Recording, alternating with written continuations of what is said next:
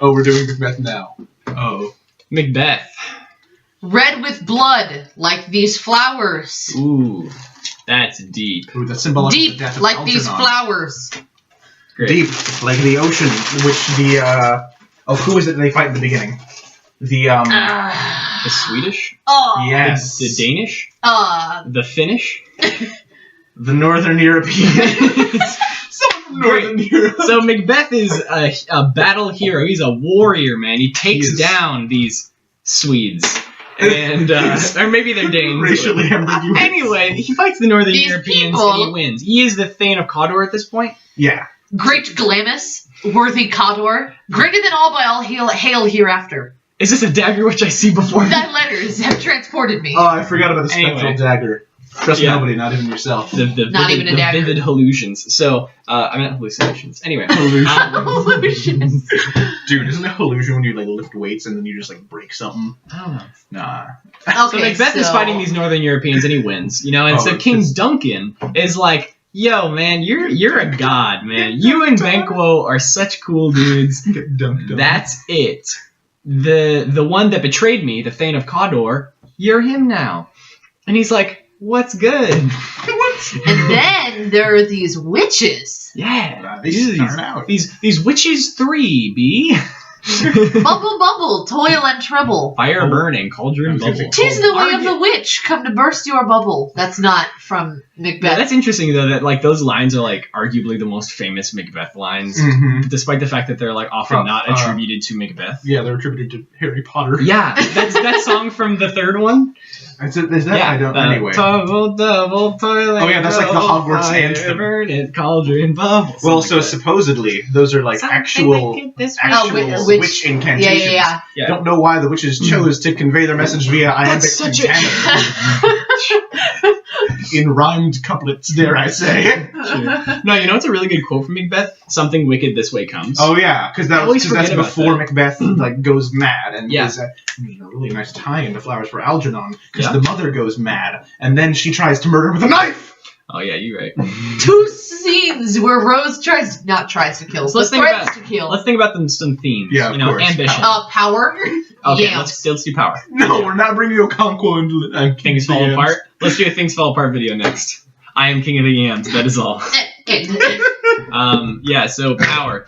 Macbeth isn't necessarily. I've always thought that Macbeth wasn't really for power. You know, he likes the idea of it, but it's Lady Macbeth Yeah, it's that Lady really wants the Macbeth power. wants it. I feel She is like she's such a powerful female character. Yeah.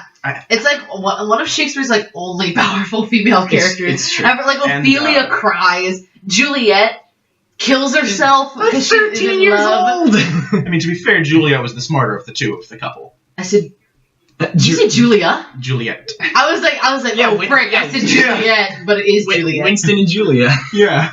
But like Shakespeare, like in Macbeth, like yes, Lady Macbeth does it explicitly say she kills herself, or does it just imply that she kills herself? It's implied. It's pretty like It's you can- pretty you can heavily infer- It's heavily You can implied. infer that she I kills think it herself. might even say by her own hands. Yeah. In the But there's that scene where it's like let's look that up. that spot, like Off damn damn spot.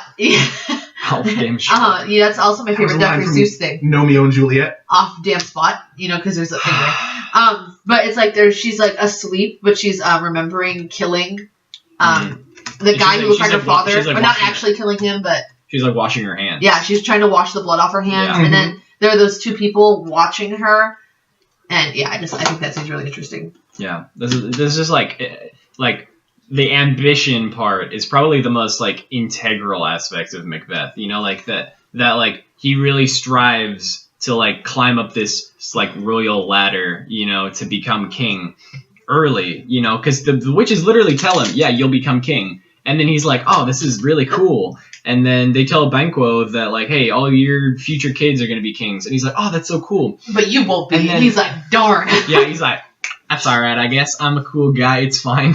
And then, like, but the thing is that Macbeth is like, all right, that's fine. I'll be king. And Lady Macbeth is like, let's do it now.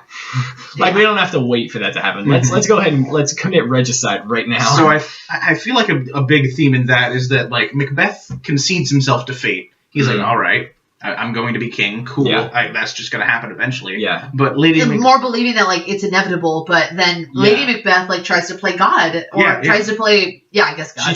She tries to fight against fate. No, you know? no. She tries to like progress it. Yeah, in a way, Lady Macbeth it. is fate because like Macbeth is like it's fate, therefore it will happen, and Lady Macbeth is it's fate, therefore I must make it happen. Yeah. Like I have say in it, even though it wouldn't matter what she did. Well, but then at the same time, Macbeth is also like as king, he's like, all right, so I know that like a person that is not born from a woman will kill me.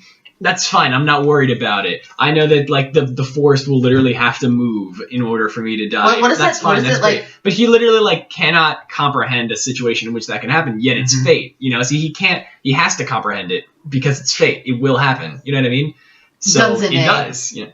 What is it? The forests of Dunsany. On his way to Dunsany. Something like that. Yeah. There you are, an ocean away. There's a Hamilton song about comparing the characters in Hamilton to Macbeth. Oh, of course. That's how I remember that. Gotcha. But yeah, no, and then it literally happens. You know, Macbeth is like Macduff is a great foil to Macbeth. Actually, there are a lot of great like parallels with Macbeth and other characters. Just talked about how Julia and Winston are like heck of foils. Oh yeah. Oh yeah. Hey, Winston and Julia are foils. Not just foils; they're hecafoils. They may even be hydrofoils. Possibly even tin. But like this just Macbeth exhibits like certain qualities that go great, that parallel great with other characters like Banquo, who just accepts fate as it is. You know, he's just like, that's cool, it's gonna happen. And then he's killed by Macbeth, but you know, fate still happens because his son goes away. What? How many strokes to the head was it that killed him? 7? Oh, I don't know. It was in the double digits, I thought. Also, really, really interesting point. What about that third murderer that comes up in Macbeth? Did you guys ever read about that? Mm-hmm. So Macbeth sends out 2 murderers to kill Banquo and they Fleance. just pick up another. Yeah, there's just a third murderer. He's like, hey man, what's up? And they're like, what? Who are you? And he's like, let's do it. So people can infer that it might be Macbeth, it might be Lady Macbeth, it might be Banquo. I'm just kidding. That doesn't happen. I think there was I can't remember because the murderers. Because he was talking to them, and Macbeth was like, "You guys have like committed crimes before, right?" Yeah. And they're like, "Yes, Your Majesty." Yeah. And he's like, "All right, I'll absolve you if you commit another one more crime." And I can't. There was like an implied crime that the two had committed, and I can't remember. What about that scene where they're at that gate and there's that drunk guy? Oh yeah, who's really red, and it also talks about urine, but I don't remember what it says. Oh, because it's like it's like 3 things that happen when you're drunk. It's like you turn really red, you have to pee, and you're horny. I think it's the third one. I thought it was you talk a lot. There's definitely a part where it's like increased sex drive. Definitely a part of Macbeth. Totally believe you.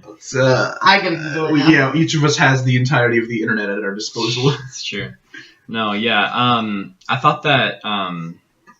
What was I gonna say? I was trying to bring it back to Macduff and the parallels between him and Macbeth, because like Macduff is such like an honorable, like he fights for his country and for like straight up revenge. Like he's such a classic hero. You know, and it's interesting because throughout the play, kills Macbeth. Yeah. Well, because Macduff was Caesarean birth. So he's not technically born from a woman. That's a little bit of cheating, Shakespeare. Not for 1 second did I believe. All right, that's totally fine. No, I was like, all right, that's like stretching it. That's really not. I think believable. That born of woman implies from a woman, not necessarily from vagina. But doesn't it say like the womb or something like that? And then he's like, no, because he says I was ripped prematurely from my mother's untimely ripped or something like that. Yeah. He was C-sectioned before he could be birthed. Okay, but it doesn't say that because that would ruin the. It's true. That'd be such like a anticlimactic. And it was like, oh, my bad. Cool. Yeah. I mean, I guess surgeons. But not even that. Like, just like because Shakespeare didn't explicitly say a C-section, it makes you be like, well, no one can be like, and then you're like on the same path as Macbeth because you're like, oh, well, no one's not born of a woman. Yeah. And then we find out he was untimely ripped from his mother. Yes. Because. It's true. That's pretty much what happened. We don't know for sure, though. Supposedly it's called the Caesarean section because Julius Caesar was the first man to ever get one. Yeah. To get one. Yeah. he received one. He was like, this sucks, dude. Just name it after me. There's not even a baby there. This is just terrible. Just put my name on it. And he's like, that's no, it, it's because it takes 17 stab marks to cut open a woman. He's like, that's it. I get the birth one and I get the salad one. That's all I'm asking. That's not what I meant. I meant because wasn't Caesar killed with 17 stabs? Oh yeah, of course. Yeah. But Macduff is like this honorable hero who, because Macbeth kills his family. You know what I mean? Do you guys Not remember his why? own family. Do you guys remember why he kills Macduff's family? Oh, it was Wasn't that one of the questions we had to answer? I think it's just because the witches said another thing about like yeah. Oh, Macduff was suspicious. He was suspicious from the start. He's like, wait just a minute here, Macbeth, you're kind of on like thin ice here because there's a lot of deaths going on, and so Macbeth is like, he's on my trail, gotta kill his family. Yeah, well, because his original intent was to kill Macduff too, right? But Macduff just. I don't know actually. I don't remember that, but I just know that Macduff was not only honorable, not only fighting for his country to rid the country of this tyrant, that's abusing his power, but also because he straight up wants revenge for his family. So he's fighting for honorable intentions and like fighting for something greater than himself, while Macbeth is fighting for himself. He doesn't want to improve his country. He wants to improve his life and to, like have this. Like that's his ambition, that this is his ambition that's taking over him. But another important question: mm-hmm. if the witches hadn't told Macbeth that he would be king, he would not have been king, because then he wouldn't have been like. Hey. See, we don't know that. So he sent his wife the letter saying, "Oh, you mean that letters have transported me beyond this ignorant present, and I feel now the future in the instant." Naturally. Yeah. But he sent his wife the letter saying, by the way, these witches said I was going to be the king. And then his wife was like, let's do it then. But if they had never told him, then he would have never told it. So, but it was fate. That's the whole. You're just saying that fate wouldn't have happened. You're saying that fate wouldn't have happened. So, despite I was asking, would fate have happened if he had not been aware of his own fate?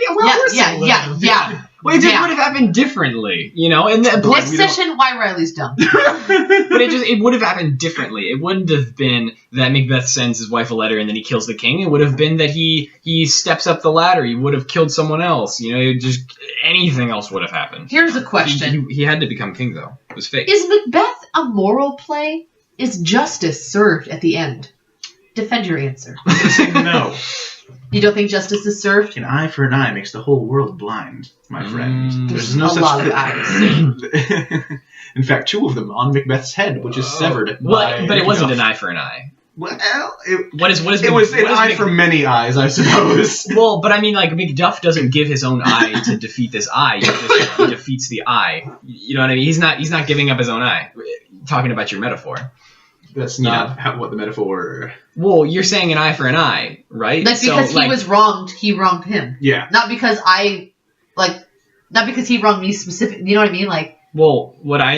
Because Macbeth is like, hey, I'm gonna kill Macduff's family. Mm-hmm. All right. Oh no, you're taking out his eye, right? Clearly, I'm not on that. I don't even know how to explain it more. Whatever, it's fine. Let's move on. Okay, so discuss Shakespeare's use of the technique of Elysian.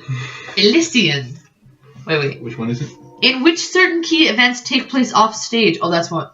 Lady Macbeth's death. Her Lady Macbeth. Yeah. Why do you think he uses this technique? Also, I'm going to Google how to pronounce that word. Why aren't you? Well, I don't know what the significance of. Oh, actually, one thing in Shakespeare plays is that. Okay, that's fine. Cut me off. Because you're about to go beyond what I'm going to say. It. By the way, an elision is the omission of a sound or syllable when speaking. Oh, gotcha. So, my tattoo was on the screen. Oh, gotcha.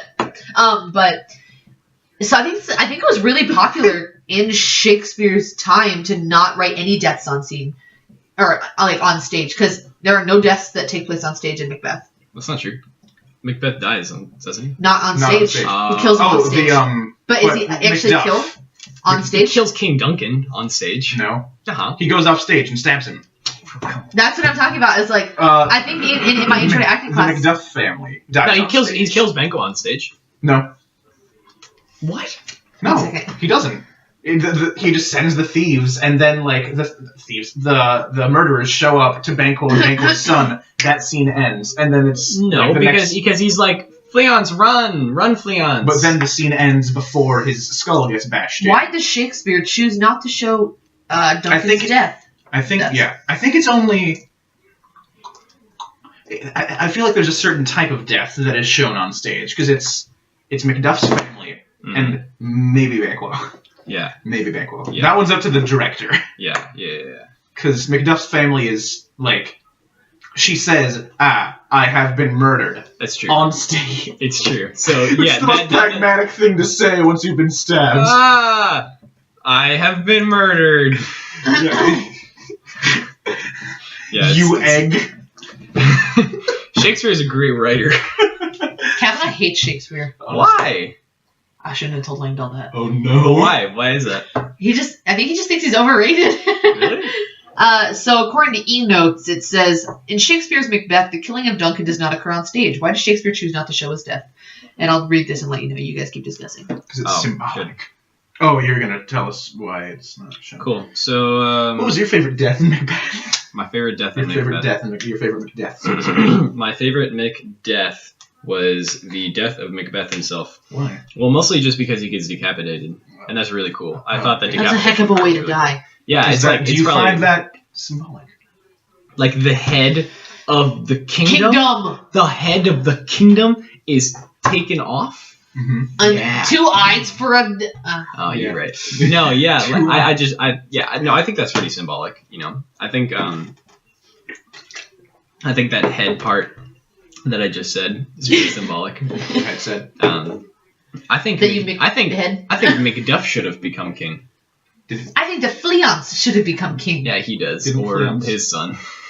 Oh yeah. I think the guy who got drunk should have become king. Another follow-up. Okay. So, Malcolm becomes king. Wasn't Banquo? Was he also a lord at the beginning, or did he get promoted to a lord after the fight where Macbeth also got a promotion? Good question. I'm pretty sure he's promoted to lord afterward. Okay. So do you think that if Banquo had been the one to have cleaved that dude from nape to neck? Yes. Do you think that Banquo would have become king? If he had struck the winning blow, do you think that fate would have changed to favor him? No, because fate can't change because it's fate. Okay, but we don't know that. Because like we said earlier, Lady Macbeth moved fate along. Yeah. Macbeth was willing to let fate move him. But to be fair, Lady Macbeth wasn't moving fate along. Fate was moving at the exact same pace the whole time. It's fate.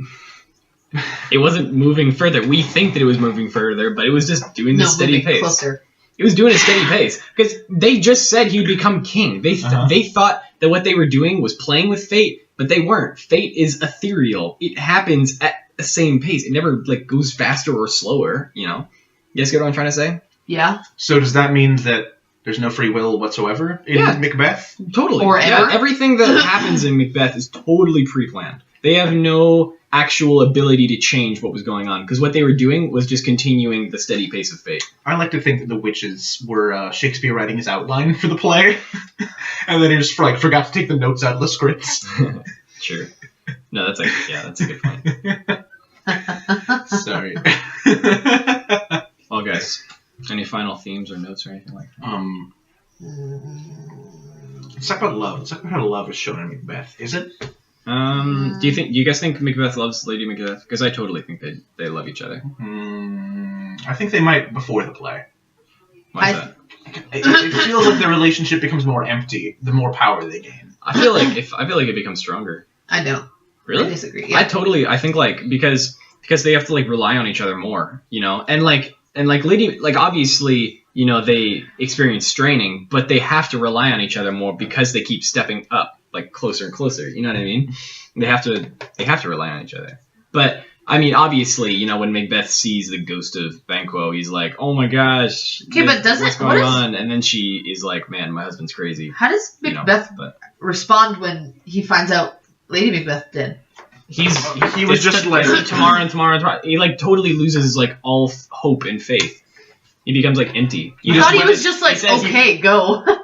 What? When Lady Macbeth dies? Yeah, because he was when Lady Macbeth dies, he's super upset. She should have died hereafter. There would have been a time for such a word. Tomorrow and tomorrow and tomorrow creeps in this petty pace from day to day, to the last syllable of recorded time, and all our yesterdays have lighted fools. The way to dusty death.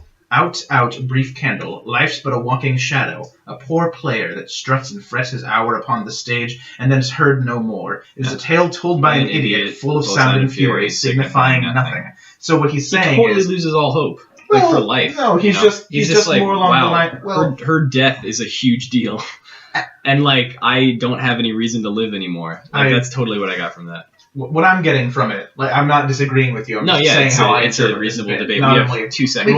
We can go more than 20 minutes. Yeah, I think she would love it if we went more than 20 minutes. Not only are you wrong, but the after 20 minutes special. Not only are you wrong. Welcome. But the Late Late Show. It's the way that I read it is like he's not despairing over her death. He's like, she was going to die. There's nothing I could have done to stop her eventual death. Because fate. Yeah. Well. Yeah. I guess. Well, I feel like after that he was sort of submitting to fate. He was like, there was nothing I could change. It was all going to happen this way. I'm just like, what I heard from these witches is going to happen, so let's just have it happen. That's the reason why he doesn't protest when Macduff is like, hey, I'm the guy that's going to kill you. He's like, oh. I surrender or something let's just remember this very important quote. Mm-hmm. Witches ain't shit but hoes with sticks. Oh, man. Well, good thing is the after special. Yeah. Good thing Ms. Langdahl isn't watching this anymore, right, Ms. Langdahl? You can cut that part out, right? Yeah, that's great. Either way, it's fine. We'll use scholarly language here. Okay, bye! Use academic language.